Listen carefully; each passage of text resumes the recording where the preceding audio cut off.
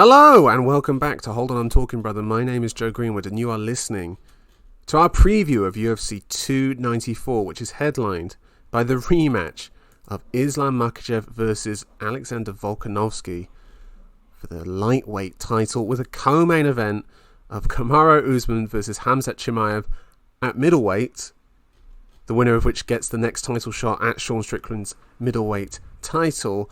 And as per usual, I'm joined by my regular co-host, Tom Ballum. And Tom, it's been a while since you've been here. You've been licking your wounds.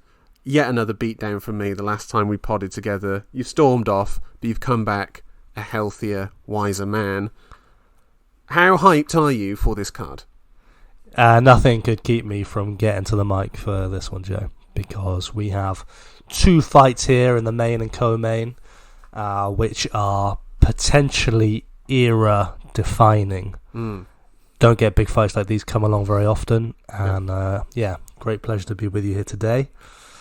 Even though you did reject my suggestion of changing the scoring rules in light of my recent losses. No. I'm not having that. This is like the big boy trying to bully the minnow that's come in and won the Premier League, and you want to change the point system so that you get more, you make it so that goal difference is actually the points and not the actual points itself. I'm not having that, Tom. Yeah, Joe, you are Leicester City, I am Manchester City. Get used to it. Right, Tom, let's go into it. We are going to preview UFC 294 for you listeners, and we're going to start with the main event going down. We're going to make predictions for every fight on the main card. If we get the fighter correct, we get 1 point, and if we get the method correct, that's 2 points. 10 points on offer. As I have mentioned a couple times already, I am the defending champion, and another defending champion is Islam Makhachev, who in the main event is defending his lightweight title against Alexander Volkanovski, not Charles Oliveira, which was the original booking a year removed from their first fight. Alexander Volkanovski steps in on 11 days' notice as Charles Oliveira was injured in training in the last round of sparring before he flew off to Abu Dhabi. Massive gash on his eyebrow. That thing would have opened up within seconds of fighting Makhachev.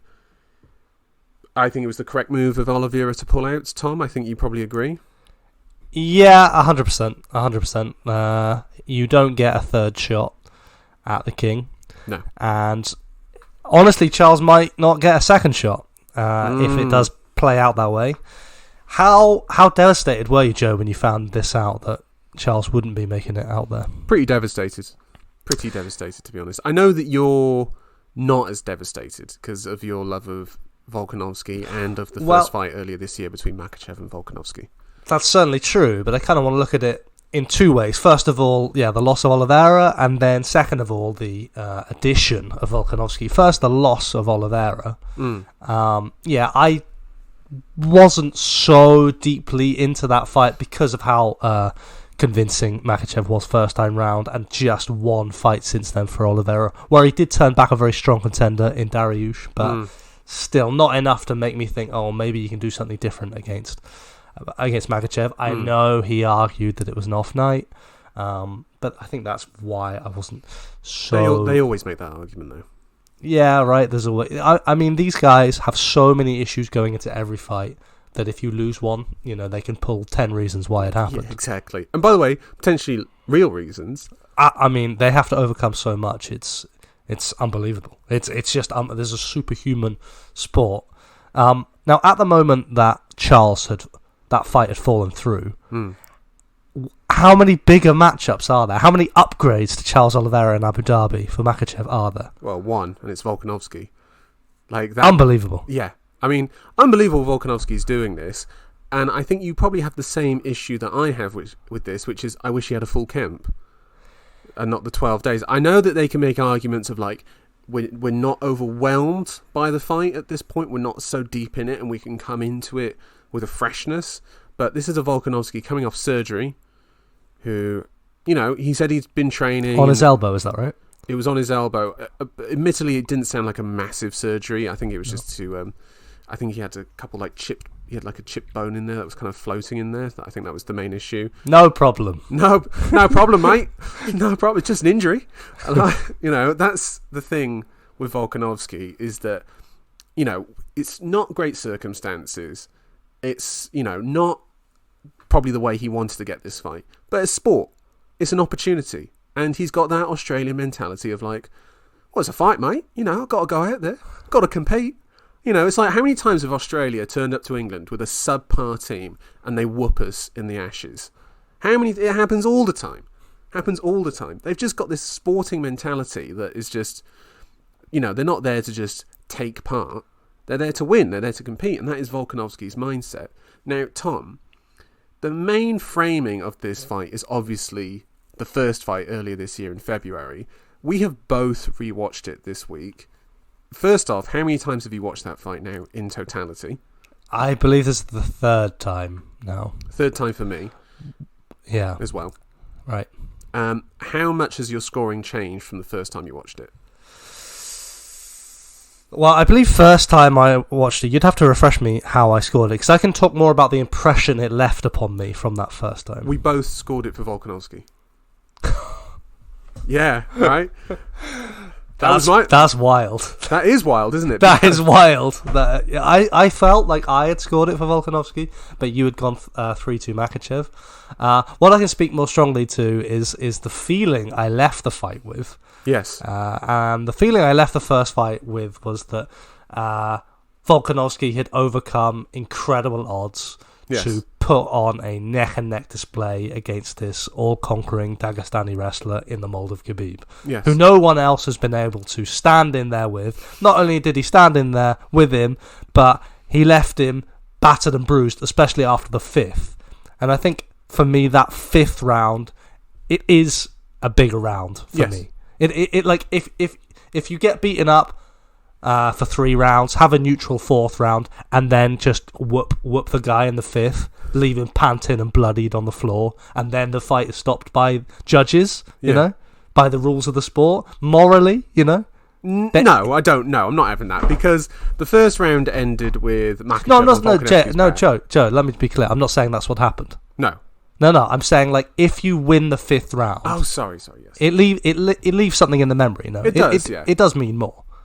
There is a victory to be had in winning that 5th round. There's a moral victory, and that was kind of my rewatching it this week, where I'm like, I get why I gave it to Volkanovski the first time, which is, I just didn't expect it. I didn't expect a performance to be that close, to be honest. I didn't expect Volkanovski. I didn't expect Makhachev to have to win it by each round by a couple inches. Do you know what I mean? Like, he only just got ahead of him in the rounds, but he made sure he was ahead of him. Do you know what I mean? Let's just clarify that then for the listeners. The first round is obviously a Makhachev round. Yes, definitely. The second round is debatable. No, that's a Makhachev round for me. Okay. Round 3 is the debatable one. And even that, I kind of lean to Makhachev as well. Round 4 was Makhachev, and then round 5 was Volkanovski. That's how I had it on this viewing. Okay, all right. You have such compulsion behind what you're saying there. Yeah. I feel like on my watch through just now, only 2 days ago, and I have to confess I am in the mires of some COVID-esque sickness, which might be affecting the clarity of my thinking. But I think I looked at the second round and scored it for Volkanovski. Okay, so then what did you give round 3? I gave that to Makhachev. Oh, okay, that's interesting. Takedown and... I gave round 2 in that fight to Makhachev just because of the damage he landed. Like, he landed some really sick knees in there. Like, the clinch knees he landed. Sort of harangued Volkanovski as well in that round. I gave it to him. Well, it sounds like, anyway, there's still room for debate then on the second and third, but there can be no argument about the fourth. Yeah, which of course was Makhachev, and the 5th does go to Volkanovski. But I have to say that it wasn't a whooping. It wasn't a beating from pillar to post. Quite how I remembered it in the 5th. The Volkanovski had just outpaced him. Makhachev was gassed, clinging on for dear life. That's not what happened. No. Volkanovski had a good last 40 seconds or so. Yes, but he wasn't close to putting Makhachev out of there. He surprised him. He upset him. Do you think also in that fight, Makhachev knew he was ahead, and so he maybe eased off in that 5th round, because there was quite a lot of that 5th round of Volkanovski following Makhachev and him like pressing into him in that 5th round that maybe he wouldn't have had in the 2nd or 3rd. Honestly, I think Makhachev was starting to tire. I think, and this is something I wanted to talk about going into this fight, is that, I think Volkanovski does have the edge for endurance and, of course, for stamina and cardio. I do think that was starting to pay going into the 5th. Now, of course, the big question for this fight now, Volkanovski going in on 12 days' notice. Yeah. It's hard to imagine he's ready for 5 rounds at that level of intensity. And what I want to say by that is like where he can outpace Makhachev and tire him and kind of beat him in those later rounds convincingly. If he goes out at a furious pace, is it a weapon for him that he can utilise here, which he didn't fully exploit in the first fight? Maybe. I mean, when I was rewatching the first fight, there were a few things that really impressed me about Volkanovski that I think will carry over into this one. So, do you remember in the first round when he sort of like stung Makhachev with that left hand? He did this quite a few times in that fight, which was he was standing in orthodox and he threw a sort of right hook round, which then switched him into southpaw. Yeah. And he sort of used the right hook to kind of obscure Makhachev's vision, and then to actually move the hands out the way so he could bring the left down behind it. He also used that shift as well, where it was a right hook up top, reset, right hook to the body. And then towards the end, and towards round 3 onwards, he was doing that combination of right hook, shifting into southpaw, left straight, right hook to the body, and then he would throw an outside calf kick.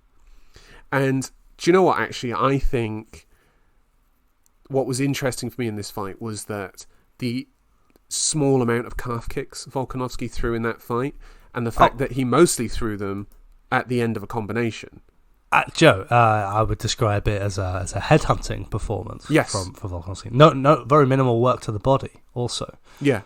That has to change in this one. That has to change. Yeah. That has to change in this one. So my angle there, it was that with more body work and greater cardio, which is what we saw in the first. If it's the same. If Volkanovski does still have that advantage in cardio, he goes out at a more furious pace, which is what he's promising to do, and he can sustain it, adding in more body work. I do think that's a way that potentially he could crack Makhachev later on. Undoubtedly, and I actually do think that is probably the game plan. But, go on. Hold on. 12 days notice, Joe. I don't know, man. I've got this image of Volkan. I just think he's kind of a bit of a freak athlete. Do you know what I mean? Like, I think he's just one of these endless cardio guys, you know, who is conditioned for championship fights. He's only had championship fights since 2019, you know, and hard 5-round affairs against Max Holloway, where he has to fight at a high pace. Brian Ortega, where he spiked his output in the 3rd round and then maintained and then brought it back down, but still maintained such a high enough level that he was still easily outpacing Ortega. Yair, he just blew out the water. You know. I hope that's the case. I really hope that's the case. But there have been people out there talking about, you know, what Volk looks like, what he weighed when he got this call. And Volk has been very clear. If it was a featherweight fight, he wouldn't have accepted it. He couldn't have made the weight. And I have to imagine that that's going to bleak your ability to go 5 rounds with the greatest lightweight on the planet. But he knows, though, that if he loses this fight, he's not going to get a 3rd shot at Makhachev, is he? It's hard to imagine that scenario, yeah. But that doesn't... okay. So you're saying that he wouldn't take it if his cardio wasn't as good as it always is? Yes, and he doesn't think that he can implement that game plan. Because the game plan that he's hinted at in his interviews this week is more that he's going to go out there and just blow Makhachev away. Full aggression, less respect early on. Just get after him. I can't wait. I mean, he said it's going to be a hell of a fight because he's going to go after him. He's going to take what he feels like he learnt in that 5th round, and run Makhachev down. I think that's... So not a 5-round attritional war. Oh, what? So he thinks he'll get him out of there? Yeah. I mean, I don't foresee that happening. I think that'd be very impressive on 12 days' notice. No, but he's kind of saying that that's his only way to win the fight. Like I disagree. I was getting like a slight impression that that's what he was. Maybe it's mind games. Maybe that's just what he wants to put out there. But that because it's 12 days' notice, he doesn't have the same tools, and so he's fully committed to one path, which is just blowing Makhachev away quite early. I could see that happening, or that being his approach. I'm not saying that being the end result. From the first fight, obviously he had the full camp, but the thing that I got from it was that at no point, other than he had the moment at the end of the first round where Makhachev got on his back, and he got the fourth round where Makhachev was on his back. But at no other point, and even when Makhachev was on his back in the fourth, at no point was Volkanovski settling.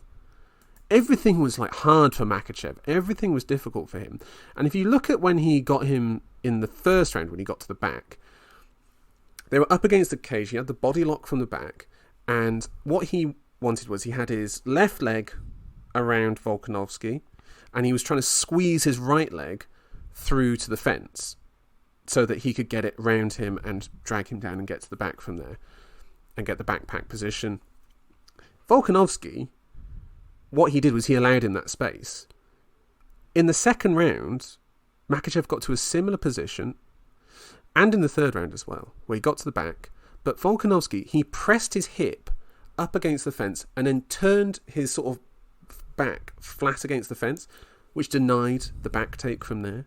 And Makhachev didn't get to the back again from his traditional fence sort of riding position for the rest of that fight. Volkanovski, in the middle of that fight, adjusted so that wouldn't happen.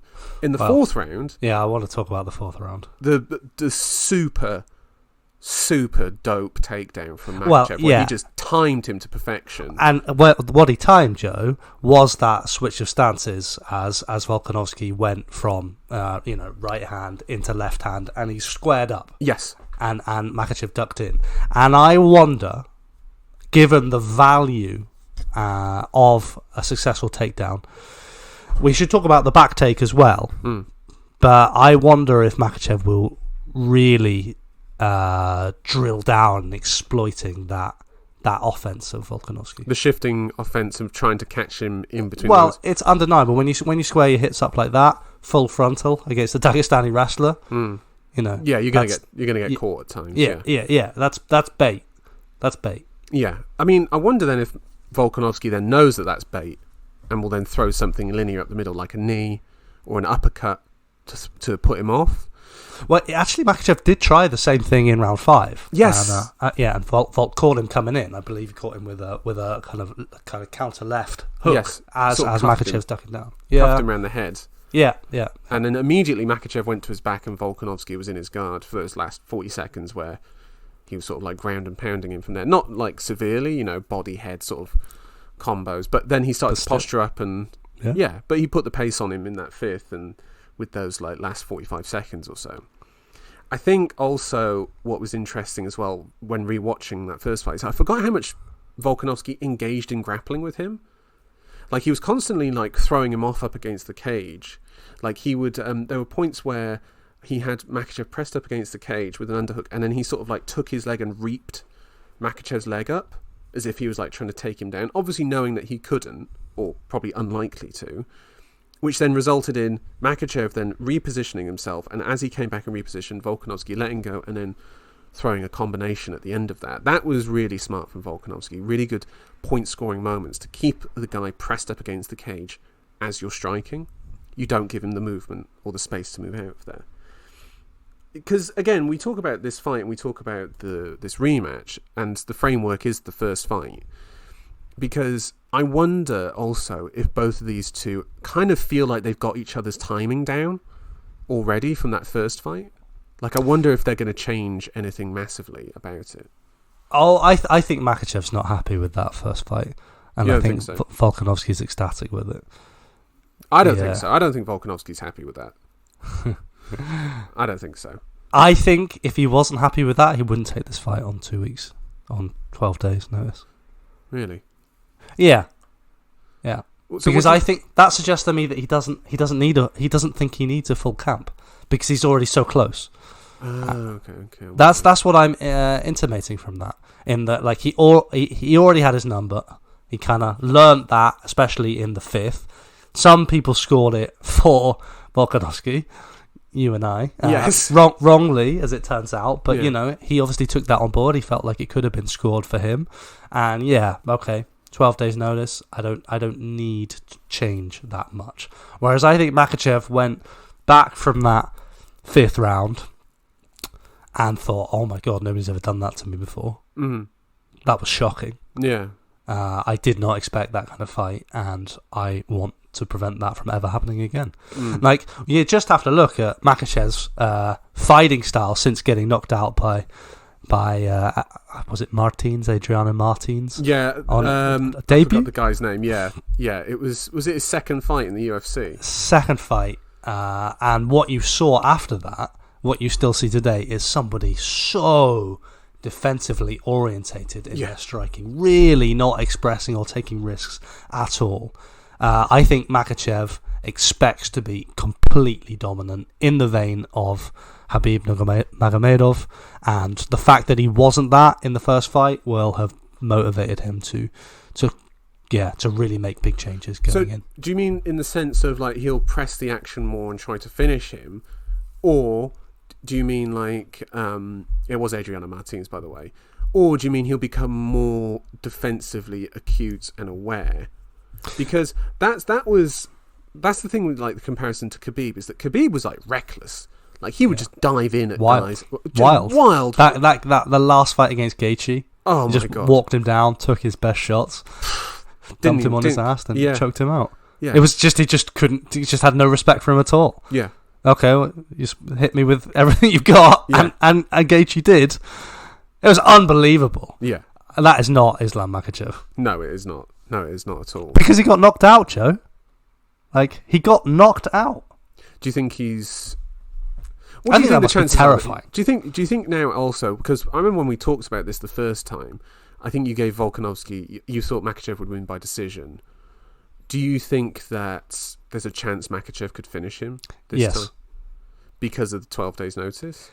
Yes, and because I think Volkanovski will be leaving it all out there. I think he'll leave more openings, and he's shown he's a very hard man to submit.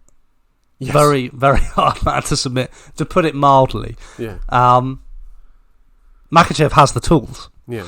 As we well know, and he was hurt. He was doing some damage in that fight. The left kick to the body of Makhachev. Yeah, the left kick. It is the left kick. Yeah, for the southpaw. He was ripping that hard. Those knees, you already referenced them. The crunching left hand that he has, like, he actually does have tools to do some serious damage. Yeah. And I think if Volkanovski gets reckless, if he really thinks that that's what he can take away from the 5th fight, is that he doesn't need to respect Makhachev as much, then I think there is a space there that Volkanovski could get finished. I think also when you look at guys that have been finished by like Khabib and Islam, it's either they've gassed out, like Conor, like Poirier, like they've completely melted under the pressure, or Gaethje, whose grappling defense is so rudimentary that it's just, if I get to the legs, it's over. Or Oliveira, who got rocked and submitted. Volkanovski has been rocked multiple times in the UFC. There is a chance of that happening. Just because it didn't happen in the first fight doesn't mean it can't happen. He did get dropped though. Oh yeah, of course. He got dropped in the first, didn't he? Yeah. Sorry, I forgot about that. Yeah, I mean, Makhachev's shown that he can get him. I mean, I will say, I think part of that was... He dropped twice. Yeah. He dropped into a knee in the first and the second, was it, as well? Early. Yeah. So it is possible that Volkanovski could get dropped and then submitted from there. Particularly off of... remember also the first time he got dropped, it was after he had rocked Makhachev and he was kind of pushing forward and like wildly going after him. Yes, I think they've both learnt a lot about each other from that first fight, they're going to carry on into this. And I'm going to drop my prediction for you right now, Tom. Islam Makhachev to retain, and he's going to win by decision. Yeah, Makhachev by decision. Yeah. Man, but if Volkanovski can do it, I know, but yeah, you have to respect certain things in this game, and any other pick would be wild, given everything, given all the circumstances. The only debate for me was whether Makhachev could pull off a finish, and Volk's too tough for that. So yeah, he is really phenomenally tough, and also again, just so active that he makes it hard for you to pin him down and to sub him. I mean, when he was locked in by Brian Ortega, particularly the first time, I know that he got the triangle as well, but at that point he was beaten. Like, you could see that Volk's just like, no, I'm not having this. That first time when he got the guillotine, and that was it. It was over. Unbelievable television. Incredible. Unbelievable. I could talk more about that fight, Joe, but I think we should move on. Oh my lord. Can you believe we're getting this? Listeners, co-main event. The co-main event of UFC 294. Kamaru Usman is moving up to middleweight to replace Paulo Costa on short notice to face Khamzat Chimaev, the man that they were desperate to get in there for a welterweight title shot against Usman when he was a champion. It's happening at middleweight, and Dana has said that the winner will get the next shot at Sean Strickland's middleweight title. Now, as I said on another video, rest in peace the career of Dricus du Plessis. I actually don't care. I don't mind that, to be honest. I don't mind if the winner of this gets the next title shot. I care. I can't let that slide. You just care about the legacy of Robert Whittaker. You don't care about. That's what you care about. That is my driving guide in this discussion. Yes, because if you finish Robert Whittaker, Joe, God. Listen to his voice. Yeah, I'm emotional just talking about it. If you finish him, then yeah, you have to fight for the belt. You have to. However, this is a rock star fight, and I think the fact that it's for the belt, I think they had to say that to Usman, because otherwise, why on earth would he take this fight? Yeah, of course. I mean, I know he's getting paid championship money for this. Well, you need more than that. Yeah. Yeah. Let's just be clear. The man's coming off of two losses. Consecutive losses to Leon Edwards. Yep. In some ways, the second was even more definitive than the first. Now that sounds crazy, but when you're beaten quite comfortably over 5 rounds, yes, that says a lot. And his era seems to have passed at welterweight.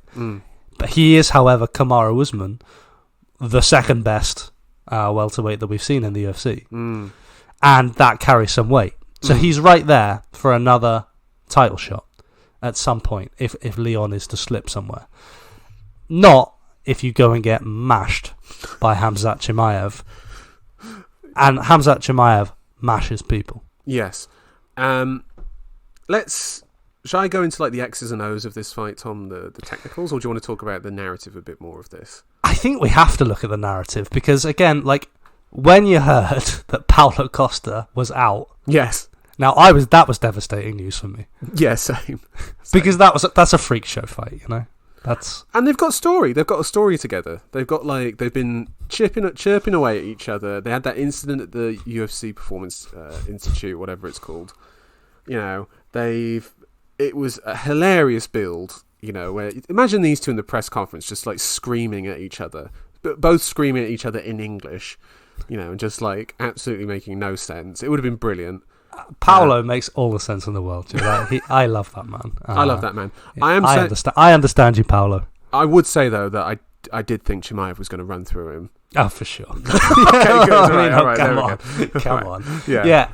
From a sporting perspective, it didn't have much value, but just the memes, Joe, for the memes. Yeah. Now they did it again. They upstaged that fight by getting Usman to sign. I just couldn't believe that Kamaru would take this fight. I just couldn't believe it. Yeah. Unless he had the guarantee of the title shot. That has to be it. Do you really think that he strategically, with Trevor Whitman, thinks this is the best decision for him? Yes.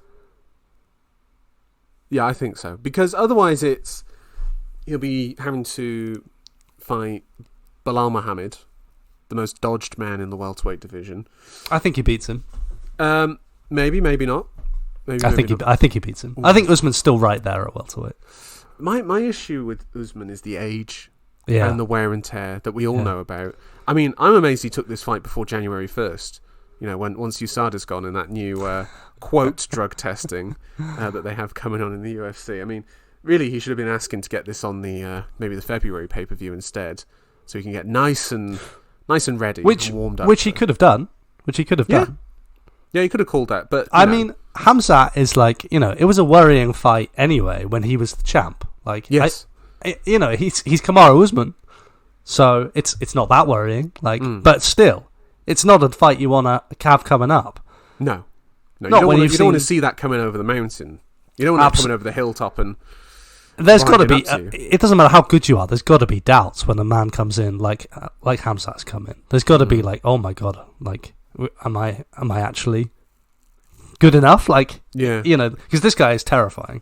Yeah, I mean, he this is the interesting part of the fight though for me, is that I wonder what the wrestling exchanges are going to look like, because Khamzat's going to shoot on him. He's going to shoot on him inside a minute. He's going to be shot out of a fucking cannon. He's going to come flying out there, going to try and take him down.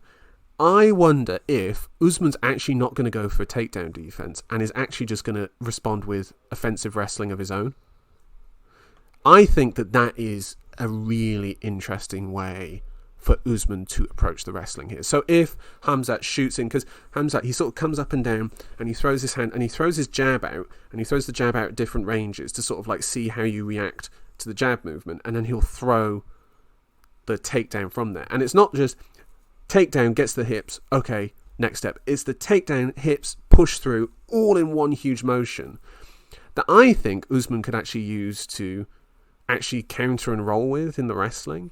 Like, you could break out like a Peterson roll or like alligator roll, like that sort of thing. We do have a nice case study to explore your perspective here, Joe.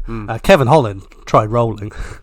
He tried every time was Chimaev took him down. He rolled with him, and he had some success until eventually Chimaev just rolled with him. Yeah, but Usman's a better wrestler than Kevin Holland. Undoubtedly, but is he a better roller?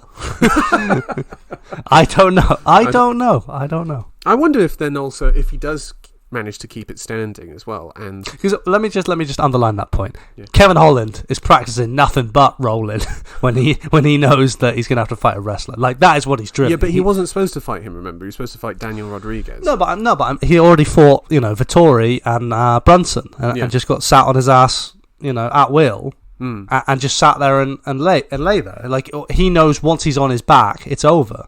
So when he's like, all right, Holland, we need to try to round out this issue in your game. They've got him rolling, Joe. Roly-polies, non-stop. That is him training for a wrestling matchup. And do you think that's what Kamaru Usman is doing when they talk about training wrestling? No. So I'm saying, in that defensive aspect, I actually think Holland is more effective. Like, no. Specifically in rolling. But the thing is then, though, if Usman's training the offensive side of wrestling more than the defensive side, because of, that's his natural ability, and the contenders he's facing are not natural wrestlers in the same way, surely then he would have an offensive mindset then, that when the wrestling starts, he would then also respond with attacking moves. Yeah. From there. So what I'm wondering then is, because you're talking about exploiting Chimaev's explosiveness, right? Yes. Yeah. Absolutely. Because I think also, if this gets past minute 3 or 4, what's this fight going to look like? Is Khamzat going to take a deep breath and he's going to be like, all right, here we go. And then Usman's there and he's not breathing that heavy, and then he just starts pumping that jab out there, and he starts like duffing you up, and throws that jab, gets the collar tie, and throws uppercuts from there like he's done before. Usman's striking is not, neither of these guys' striking is like particularly technically superb, but they're both effective in what they need. You know, and I think that Usman, if he can get past that and get into the second round, that explosiveness is not going to be there for Chimaev, I don't think. No, and the fight we have to look at for this is Burns Chimaev. Yes. Did you have time this week to get to that one? I mean, it's probably fresh in the memory. I know you've watched it more than once anyway. I've watched it 2 or 3 times. The last time I watched it was about a month ago because I was trying to get ready for the Paulo Costa fight. And I know you're something of a truther on that fight. The commentary team went wild for it, but I think in hindsight you felt it wasn't quite up to that kind of billing. No. It's not the great fight that people think it is. You know, it has great moments. It has great explosive moments, but, you know, it's not on the level of, like, Yoel Romero, Paulo Costa. Do you know what I mean? Where that is just that's carnage. Not fair. That's not fair competition. But that's what people build it to. Yeah. Like, in terms of great 3-round wars. Yeah. That's what it got compared to. I mean, it was great in that, of course, Chimaev won the first. Burns came right back at him. He heard him. He fended off the wrestling for the most part. And then Chimaev overcame him in the third. I mean, there's a lot to take away from that. I mean, Chimaev with clear holes to work on. Definitely some issues with temperament and, let's say, fight IQ. Yes. That might be a wider issue about IQ in general. We have discussed that possibility. Yes. Credit to Jack Slack with the original theory that maybe Chimaev's not. It's a bit simple. Not the sharpest tool in the box. I think there's, you know, yeah. Of course, what he said after beating Holland in America. Yes. And speaks to that. Yes, and the date. Yeah. I mean, Joe. That's just unforgivable. Yeah, it might be something to do why he hasn't fought in a year. Well, that's not great fight IQ, is it? No, it's not. It's not indeed. It is quite smart though that he got a passport for the United Arab Emirates now, so he's might be able to move around a bit more freely. Moving on, let's actually go back to the X's and O's though of this fight. Yep. If you're Khamzat's coach, you're telling him now you just have to like blast him with low kicks as well, aren't you? Like you have to against Usman. You have to like be chipping away at that front leg, particularly the right knee. I don't know if you saw that video of Usman training. He had the right knee strapped up.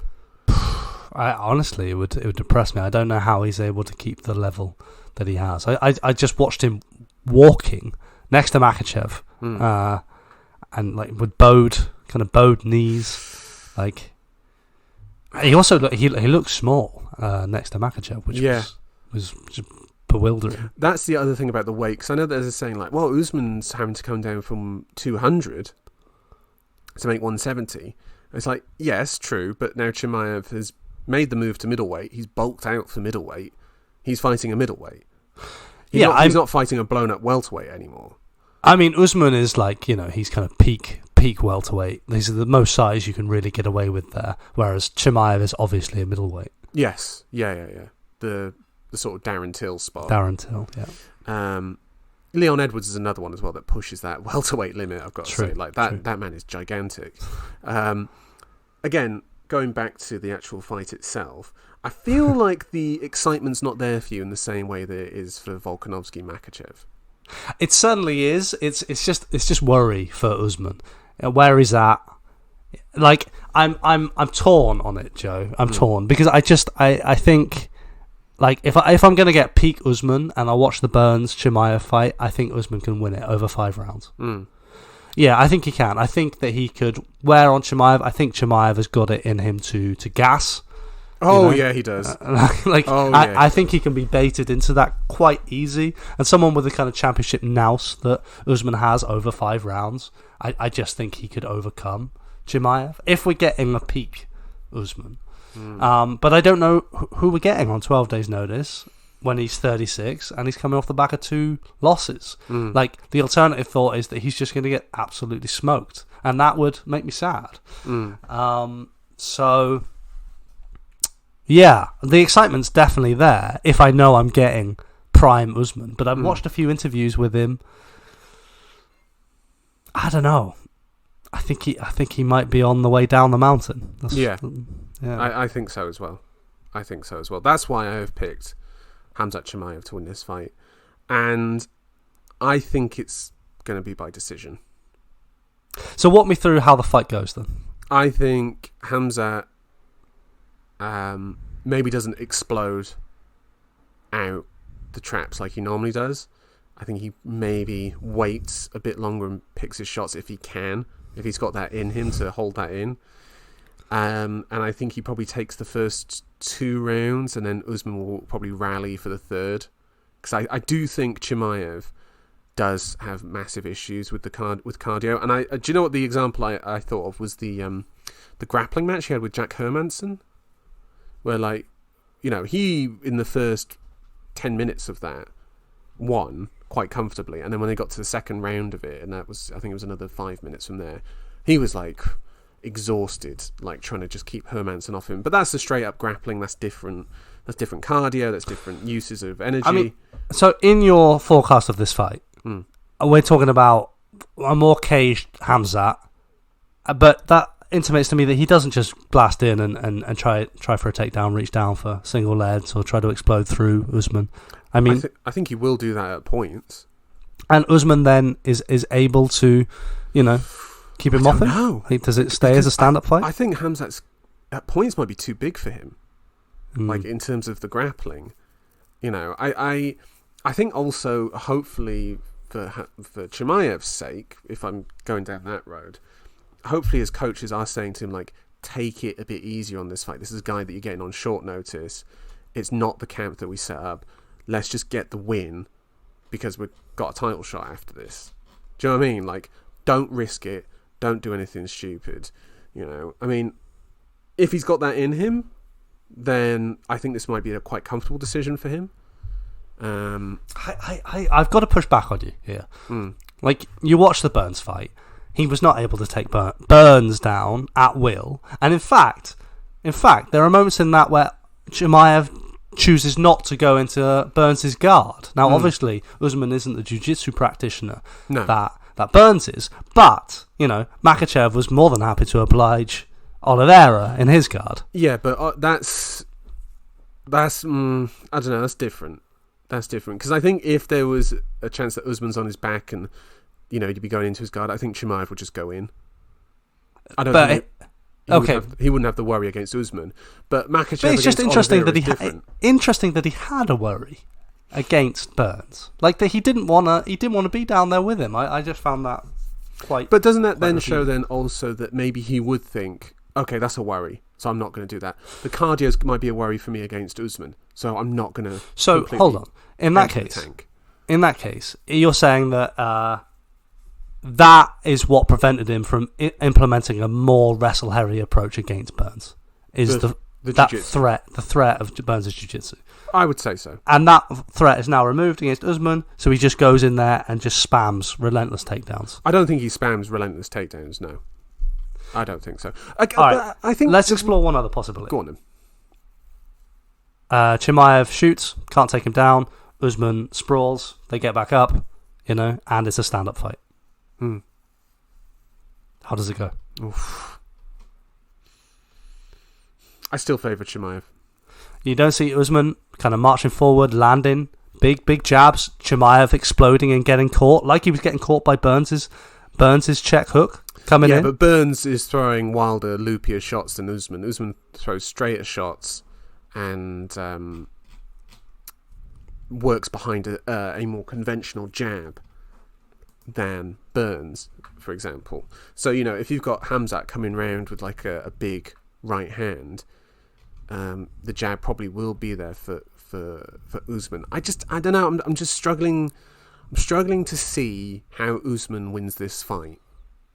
To be honest, like I don't think he can't finish Chimaev. I don't think. Okay. I don't see that happening unless Chimaev just absolutely gasses himself out. I mean, he stopped Burns. He stopped Covington. Yeah, but Burns and Covington... He stopped Masvidal. They're a bit chinny, though. They're a bit chinny, and Masvidal was washed. Covington is chinny? Yes. He finished him in the first fight, he dropped him in the second, and he got dropped by a beyond washed and exhausted Masvidal in their fight. And he was finished by Wally Alves, so which we'll get to later. Look, Tom, give me your prediction. I said Chimaev by decision. What are you picking? Yeah, I picked Usman. I have head's picked gone, listeners. His head's gone. Yeah. Put some respect on his name, Joe. Put some respect on his name. I watched that fight against Burns, and I was not impressed with Khamzat. I think he can be refined. I think he can, fight much more intelligently with good coaching. I don't know if he's ready to receive that message, to put it mildly. Okay. I think Usman has the caliber to beat him. I think Usman, on the kind of form that he's had in his whole career, I think it's enough. Okay. I would love to see it over 5 rounds. Then I would have more conviction in my pick. Can you imagine Khamzat Chimaev not being able to take Usman down, entering a 4th and 5th round? You don't think Usman just wears on him, batters him against the cage, upsets him, and Khamzat is just resorting to exploding, or constantly going back to that athleticism? I think it could even be. No, don't want to say easy work, but you've got to give me that. Yeah, sure. The later rounds. It's 3 rounds. It is 3 rounds. Yeah, it is 3 rounds. I've picked Usman by decision. Mad choice, but I love it. I absolutely love it. Right. Last time you said that, Joe, was Gaethje knockout over Poirier. Was it? Yeah. I didn't think they were that mad of a choice, did I? Yeah. You were convinced that Poirier was going to win. No, I was not. I'm not having that. Anyway, let's move on to the featured fight on this card. Magomed Ankalaev is back, and he's facing Johnny Walker. Ankalaev's last fight was for the vacant light heavyweight title in December against Jan Blachowicz. That ended in a draw, which was a very odd fight in retrospect. I think a lot of people have taken a bit of a dump on it in retrospect because they're like, oh, wasn't that so bad? I actually thought it was pretty decent. I mean, it doesn't change the fact that Ankalaev won the fight. No. Let's move on. Anyway, he's facing Johnny Walker, who is streaking, Tom. He is streaking. 3 wins in a row. 2 of them finishes. 1 a unanimous decision win over Anthony Smith. Yeah, one of them was against Kutalaba. And 1 was against Paul Craig. Okay. Yes. Now, Tom, alright, we're both... Okay. Come on, Joe. What's the argument here for Johnny Walker? Well, that's what I want to get to. Like, how can I take this fight seriously? Because we know Ankalaev, he's the real deal. Yeah, yeah. Like, well-rounded game, and as far as I can see, better than Johnny Walker everywhere, other than freak specimen value. And doing the inflatable man. Yes, Jamal knockout. Hill Yeah. knockout. Yeah. Look, here's how I can envision a Johnny Walker win. What was the main weakness we saw from Ankalaev in that title fight? Eating big leg kicks. Yes, exactly. You don't think Johnny Walker can throw massive leg kicks? Not without being taken down, no. Damn. Ankalaev can time him that quickly? I mean, Johnny Walker's a massive man. He could time Jan. Once he'd had enough of, like, alright, my legs are battered and I don't like this anymore, I'm just going to take you down. That's what he did. So you're saying that Ankalaev is just going to have to press into Johnny Walker, jam him up, push him backwards, get into the cage. Yeah, get those leg kicks out, alright, let's see what you got, and then just sit him on his bum and ground and pound him, yeah. I just can't take this fight seriously. Really? Are you that dismissive of the matchup? Yeah. Wow. I just think Ankalaev's on a different plane to Johnny Walker. So I'm not totally convinced, to be honest, because I can envision Johnny Walker, and also with the takedowns as well. We saw it, Johnny Walker, when he was sort of like throwing those sort of elbows up against the cage from there that really do seem to hurt from him, whereas everyone else, it doesn't seem to have the same impact. Maybe it's because he's a 6'7" giant slab of meat. Johnny Walker is a freak athlete. I don't want to go all Joe Rogan on you here, Joe, but do it. He is a freak. Like his knockout over Paul Craig, where Paul Craig is holding one of his legs up, and Walker can just generate enough power on one leg to turn through a straight punch, and just fold Craig, put his lights out. That is an outrageous knockout. That is crazy. Yeah. And that's what we've seen from him his whole career. I mean, the flying knees, just everything. The way he came into the UFC. I mean, it was a different time, but we were ready for a John Jones, Johnny Walker. Do you remember that? It was only 3 years ago. 4 years ago. I would have loved to have seen that. I would have loved to have seen that. Like, come on, man. Volkan Oezdemir had one against Daniel Cormier. Let's give Johnny Walker his one against John Jones. Like, that's fair in my mind. Look, I mean, are we... You're saying... I think my feelings are clear, Joe. I don't know what more I can say. I want you to try to explain to me what's happened to you.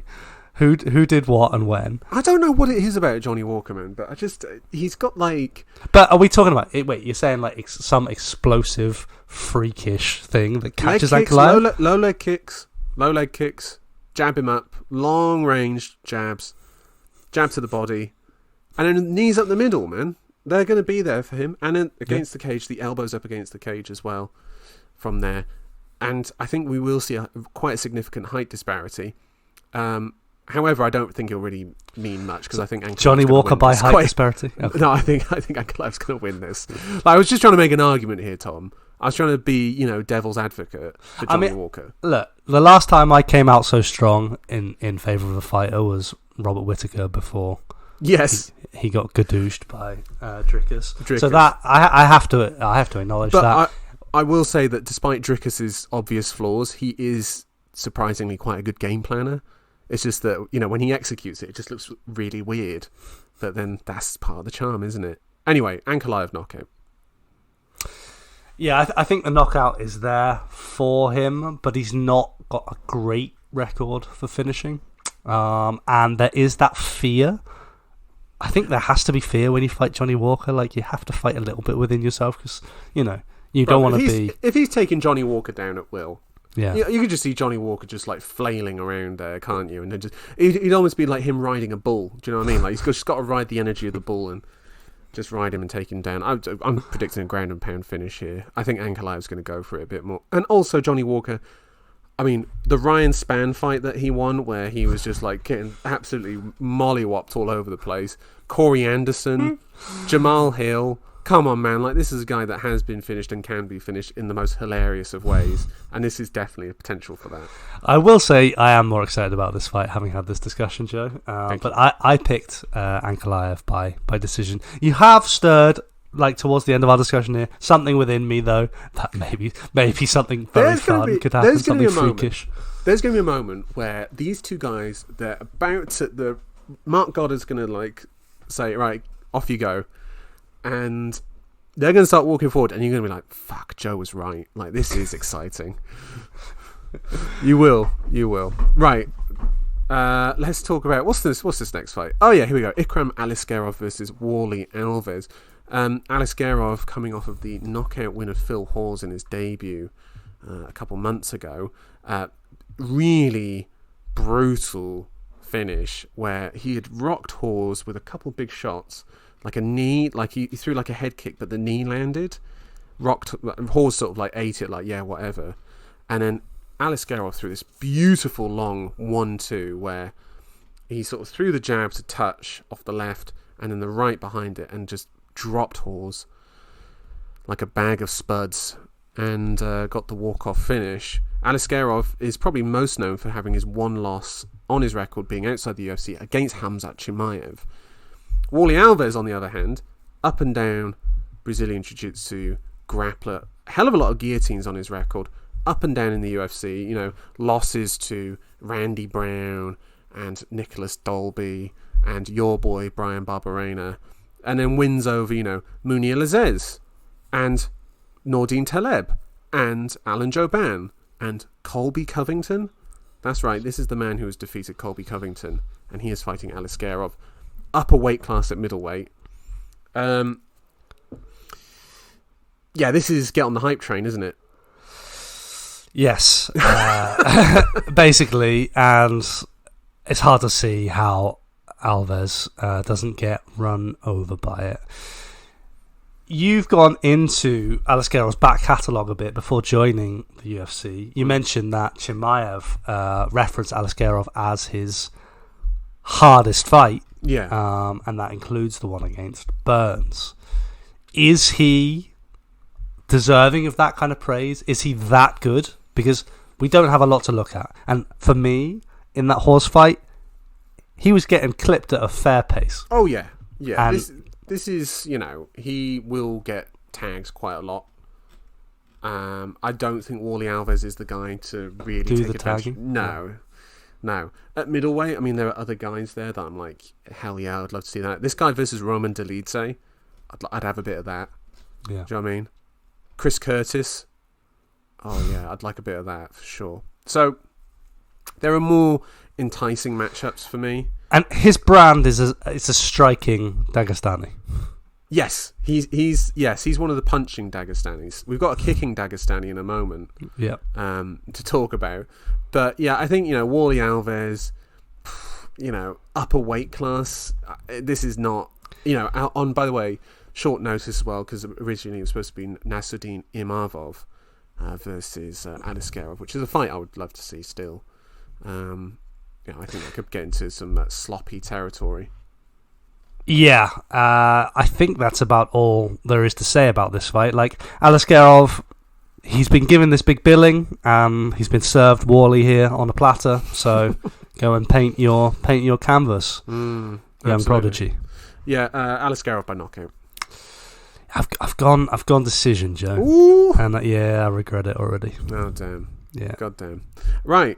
Last but not least, we got the kicking Dagestani, Saeed Nurmagomedov, and he is facing, Tom, Muin Gafarov, who is from Tajikistan.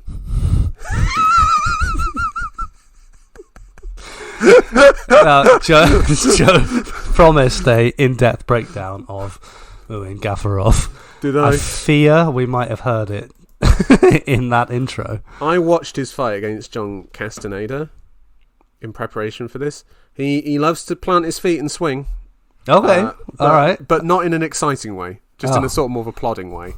I found him quite plodding, whereas Saeed, you would say, is quite nimble, wouldn't you? He's quite a bouncy, balls of the feet. I mean, sort a of striker. plodding bantamweight, that's implausible in this day and age, is it not? Well, yeah, I guess now that John Could you Lennon gives attach him that one. word? Yeah, well, I mean, that's Exactly. a different... That's a different sort of plodding, but yeah. Is there anyone else I could describe as plodding at bantamweight? I don't think that's possible, is it? No. These are all Nimble. tips of their toes, yeah, like Fleet-footed. fast. Yeah, oh my god. And Saeed certainly is. I like Saeed Nurmagomedov a lot. Yes. And I was sad about his last fight. The but Jonathan Martinez one. big credit to Martinez. Yes. Because he just wore him down over time. It was a very close fight, nonetheless. Yes, it was close. And Martinez, by the way, he would just beat Adrian Yanez as well. That was not close. Beat him badly. Yeah. Those leg kicks are horrendous, aren't they? Yeah, I mean, I'm not particularly enticed by Gafarov. I think he's, I don't know, tough. I guess his takedowns can be... He will attempt more takedowns than Saeed. However, he doesn't seem to have much of a grappling submission threat, whereas Saeed does. Normally the guillotine, some of the guillotine variety. Remember when he got he had that ninja choke against Kakramanov? Mm-hmm. Remember him? Yeah, Kakramanov, who was like putting on a wrestling heavy game. Yes. None of that kicking nonsense for him. He just went after Nurmagomedov. And, with my natural anti-wrestling bias, I was saddened by that. So when he locked up that ninja choke, delightful. When you dig deep, Gafarov, from what I've seen as well, is not as athletic as a Kakramanov. So Kakramanov is good, Joe. Yeah, it was good. It's a shame he didn't really last long in the UFC, to be honest. I really quite enjoyed him. Anyway, Tom, what's your pick here? I've gone for Nurmagomedov by decision. I've done the same. Just safety, because I'll be frank with you listeners. Gafarov, he is from Tajikistan, and I don't know anything else about him. Right. Shall we... Is there anything on the prelims you want to preview, or should we save that for another time? I think we have some things to talk about on these prelims, and we have some news to break down as well. But perhaps that can be an addendum Yes, we're going over an hour here. Should we just go over an hour, Tom? Fuck it, let's just go over an hour. Yeah. All right, here we go. Tim Elliott versus Magomed Ankalaev. This is Makhachev on the prelim main event. This is him, like, come on, man. You got to start getting a bit of ground and pound in there on Tim Elliott. Tim Elliott, dirty dog. I like him. He's good at pivoting away. He's good at, like, throwing some, like, nice slick uppercuts. But, you know, Makhachev, man, you got to be taking down Tim Elliott and you got to be finishing him in this fight because, to be honest, Makhachev puts himself in some dodgy positions that I don't think Tim Elliott will be able to find in the grappling. And I just want him to have a bit more confidence in his wrestling and his ground and pound, that even if he loses a position, he can get him back down there and to actually get a bit of damage off. Yeah, because I mean that's what we've seen, like position over everything for Makhachev, which you know has led to wins. Yeah, significant number of wins now. Yeah. Of course, 4 in the UFC. But yeah, at the expense of damage. Not a fan of that. Got to do more. Yeah, got to do more. That's why you want to be the youngest champion ever. You're fighting 5th time in just a year and a half, and you're still on the prelims. That's a good point. That is a good point. I think, though, if he could get some ground and pound in there and a bit more of a submission threat, he would be flying up those rankings. Well, a bit more of a submission threat. Let's just be clear. Out of those 4 fights he's had in the UFC, 3 of them were finishes from submissions. I know, but it wasn't like... I guess he just didn't have the striking to go with it to sort of...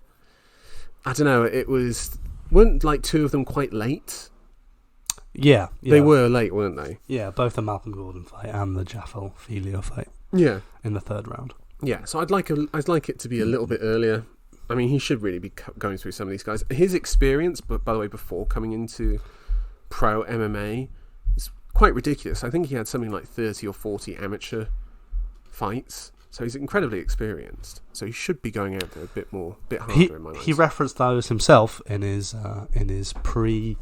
it's the media day now. Yeah. And he's been out there saying that, Tim Elliott, interesting matchup. He's enticed by it. But he's fought much, much better competition in his amateur career than anybody he's fought yet in the UFC. Yeah. He was quite definitive about that. Sure. Yeah, so, can put it out there. I believe he will.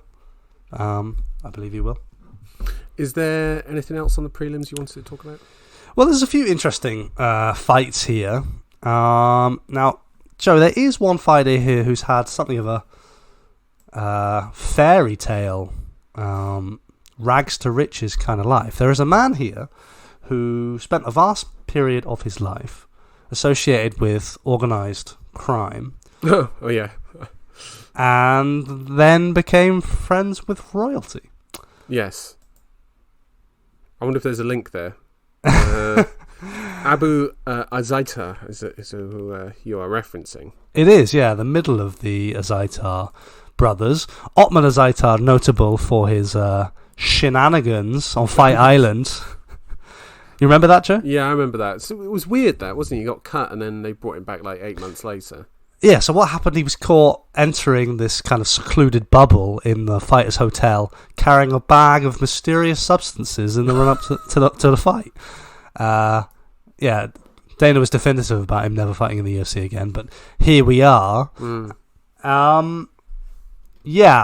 So basically, Azaitar has got quite the list of kind of accusations and noted crimes to his name.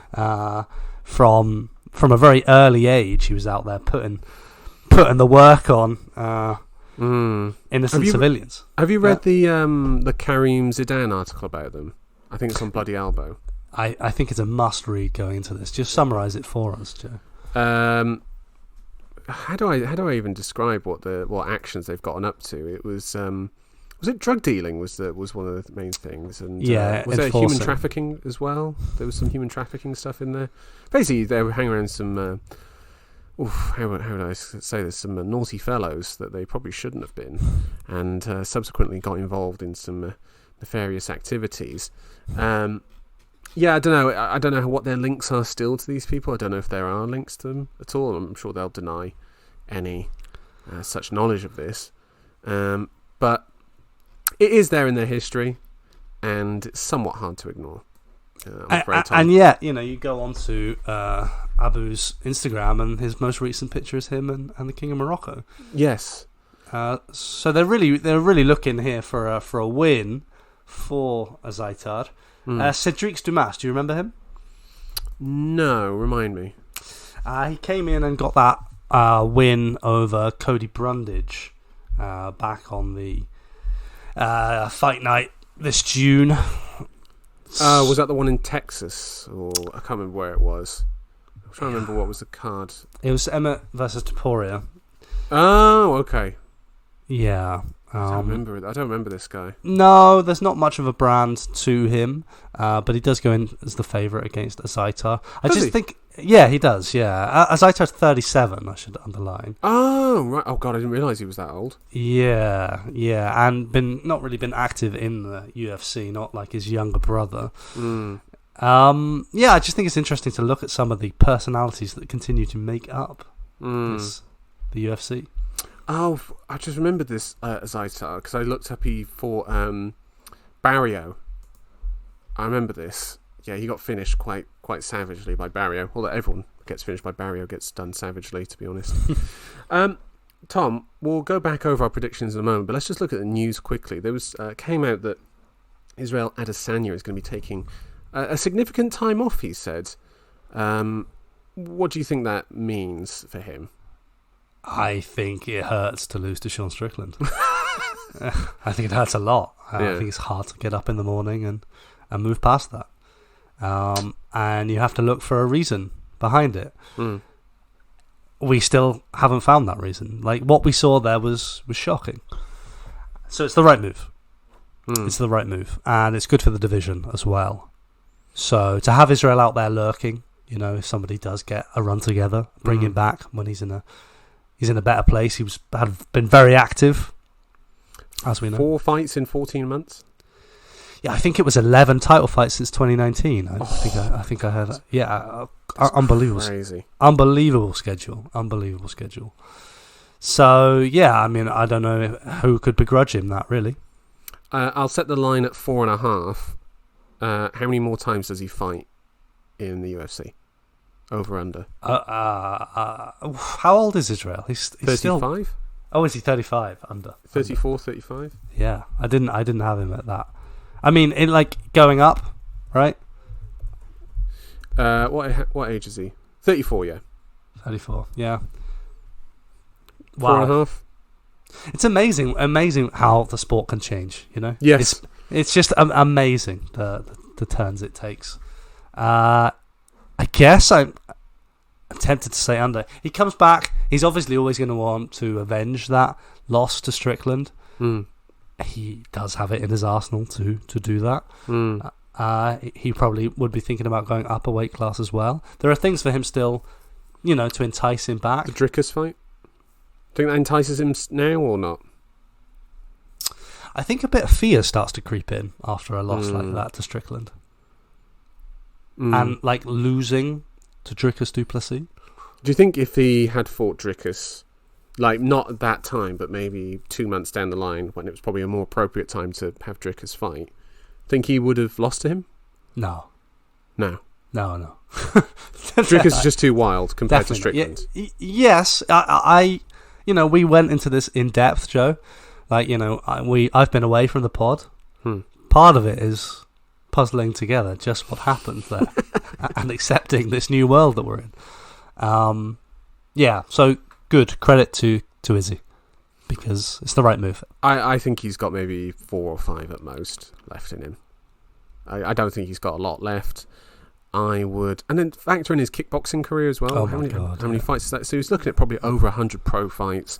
Throwing some amateurs in there, you're probably looking at maybe 120 to 140. It's a lot, man. That's a lot of miles on the clock. But that's not why he lost to Strickland, though, is it? Maybe. Maybe the wear and tear got to him, and he just wasn't in there in the same way. Is he coming down the mountain? Most likely. But that brings him closer to the contenders, so maybe it'll make for better fights. Right, listeners, let's go over our picks. Well, hold on, Joe. Hold on.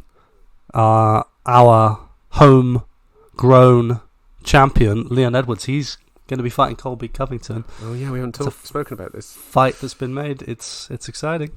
Are you excited for that fight? I mean, Colby's a fraud.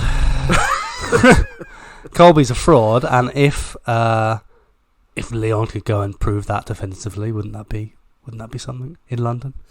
Oof. It's in Vegas, sadly.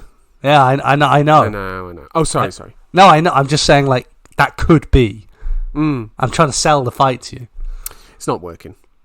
It's not working. I kind of feel like you've already made your pick for that fight now in a weird way. Oh, yeah. Yeah, same. Okay, good. Okay. I mean, we've got to acknowledge how good Leon is. Because you're such a Covington dick rider that I was like surprised that you're not like absolutely salivating for this. Hold on. What Strickland is to me, Covington is to you. No, I just think Covington. Basically, what is Colby Covington? Why is he ranked number 2? Because he got beat twice by Usman, and only one time was his jaw broken. Yeah, he's only finished once in spectacular fashion. Yeah, I mean, I just there's nothing behind it. It's mad. It's a fraudulent title shot. He's a fraudulent contender, and the sooner he's out of that contention, the better. And Leon Edwards is the one to do that to. Yeah, and then we can get Leon Edwards versus Belal Muhammad 2, Leon Edwards versus Shavkat Rakhmonov, Leon Edwards versus Wonderboy. I would like to see Belal versus Colby. Because you lose to Belal Muhammad, Joe, it's over. Rest in peace, Gilbert. Yeah, it's over. I mean, Gilbert's arm, Joe, he was compromised. That's so tragic. No, I'm not having it. Right, listeners, here are our picks again, this time going from the bottom up. Said Nurmagomedov versus this Gafarov lad, whatever his name is. We both picked Nurmagomedov by decision. Yep. Ikram Aliskerov versus Wally Alves. We both picked Aliskerov by knockout. No, I went for decision. Oh, sorry. Regretfully, yeah. Magomed Ankalaev versus Johnny Walker. We both picked Ankalaev. I've gone for Ankalaev by knockout. You've gone by decision. Yep. In the co-main event, Kamaru Usman versus Khamzat Chimaev at middleweight. The winner gets the next shot at Sean Strickland's middleweight title. I've gone for Chimaev decision, and Tom has gone for Kamaru Usman by decision. You are loving that pick, aren't you? Remember the name, Joe. Remember the name. And then in the main event, Islam Makhachev versus Alexander Volkanovski for the lightweight title. We've both picked Islam Makhachev, and we have both picked by decision. Listeners, thank you so much for joining us. We will be back next week to break down this card. You can contact us at holdonbrother69@gmail.com. Leave a comment, like, subscribe. Leave your picks underneath as well. What you think is going to happen in each and every one of these fights if you want, but especially the main event and the co-main event. Tom, thank you so much for joining me. My pleasure, Joe. Thanks for having me. And listeners, thank you so much for joining us. We will be back soon. Enjoy the fights. Bye-bye.